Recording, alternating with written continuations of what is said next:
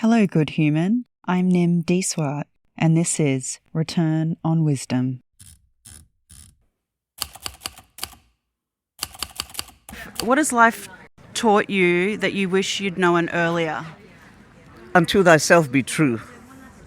That's a motto. That's my motto. Tell me more about your life philosophy. Because as growing up, I was always trying to please my mother and my parents. As a child who was born dark to a Chinese mother, I was told that I wasn't good enough, so I continuously had to prove myself. And then, of course, my grandfather finally told our family that I'm indigenous. So I've come all the way from Malaysia to Australia to find my Chinese indigenous mob in Darwin. And I met Uncle Bob, who told me about the importance of connection to country. And he said, go up to Darwin, the Chinese mob is there. So my whole life is finding my identity and trying to be true to me that it's okay to be brown. And so what I've done is I've turned the whole thing around to help women, educate, empower them to believe in themselves, be true to themselves. Don't live someone else's life, someone else's dream, because I did that, was trying to please everyone else's dream.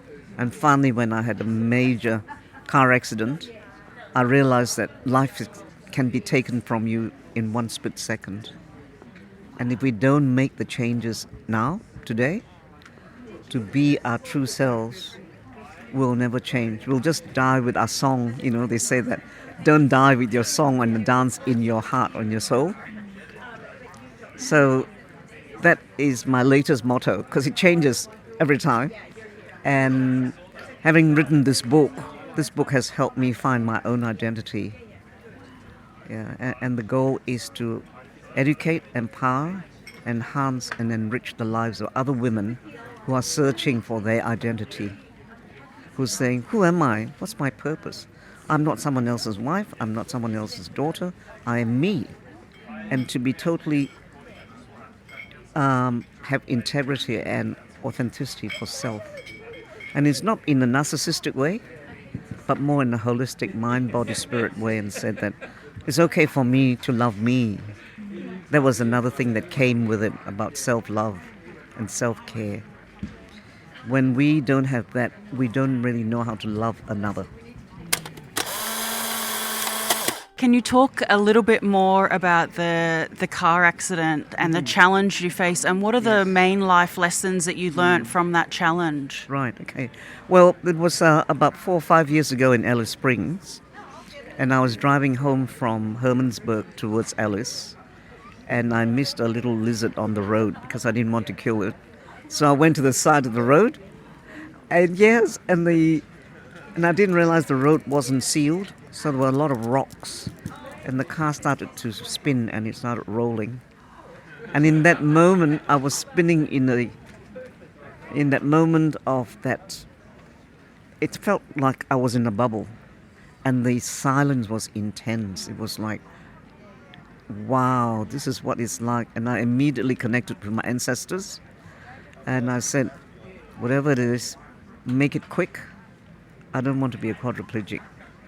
And next thing I heard this voice said, just hold on to the steering wheel and breathe. That was an incredible sense of connection with spirit. And I held on to the steering wheel, and the car continued to roll, and it skidded across this very busy Larapinta highway that goes from Alice Springs to Hermansburg. No cars at that time. It was just an amazing time, and it was the beginning of a self-discovery.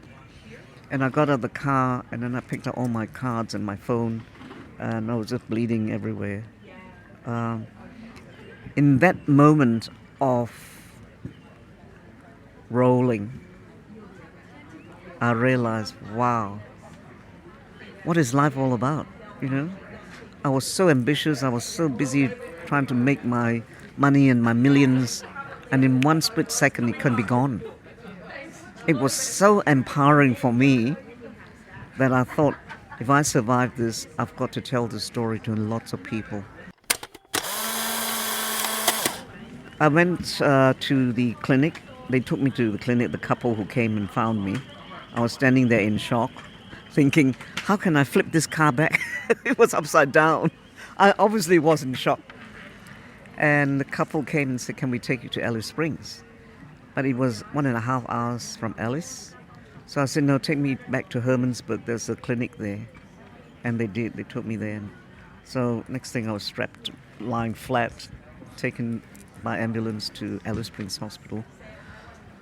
In that moment, I could really see how the path that I had been taking, it did take me on a journey of self-discovery and, growth, and really wanted to be somebody. But I wasn't being the authentic self. I was still being my mother's somebody or someone else's dream of my responsibility to make a name and fame and fortune for my Chinese family in Malaysia. I wasn't living my dream. And then, of course, I couldn't drive, so I started painting, and my artwork just exploded. And I had 3 art exhibitions in Alice Springs. And then my book came in, and I wrote this book about the eagle finding its own identity. Yeah, and this is the book. It's called Megasaurus, and to soar as an eagle. And it's for all of us to soar. And in that moment, I remembered I actually have been keeping myself very small and not make people feel uncomfortable, because I have such a big energy and so much light, and I love colors, as you know. I was dimming my own light so people wouldn't feel insecure. And I've been studying metaphysics for many years. And Marianne Williamson's book, Return to Love, I love her book. In part of Louise Hay's mob and Deepak Chopra and our group. And I remember saying, when I get a chance to get up on stage, I'm going to read this poem. Marianne Williamson's poem, Our Deepest Fear. Our deepest fear is not that we are inadequate. Our deepest fear is that we are powerful beyond measure.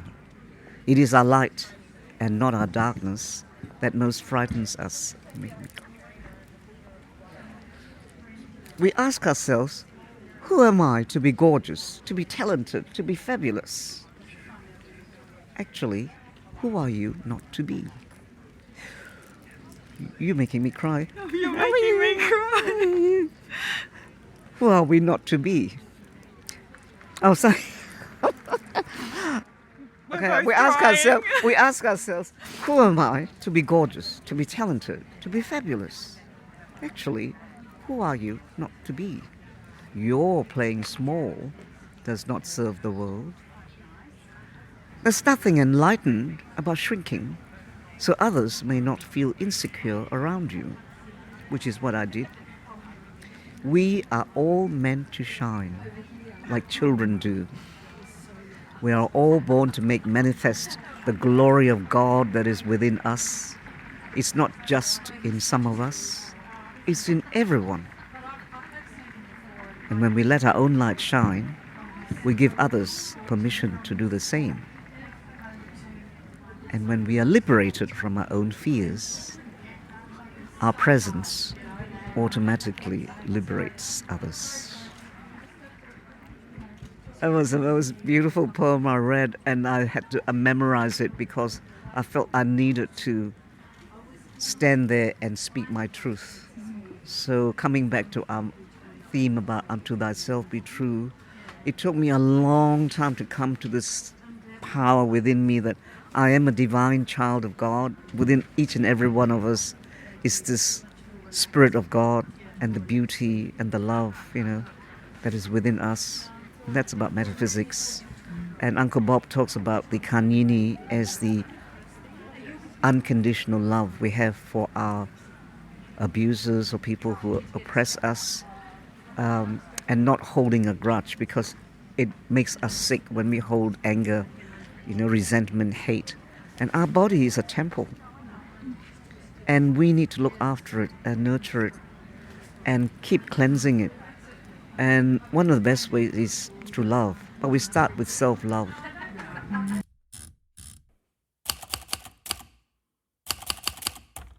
Thank you for joining us on Return on Wisdom. If this resonates with you, please support the project by subscribing. You're amongst the first believers, helping us create a world that listens, learns, and values lived experience wisdom. Every like, comment, and subscription is a powerful reminder to keep this mission alive. Your support today makes all the difference. Thank you.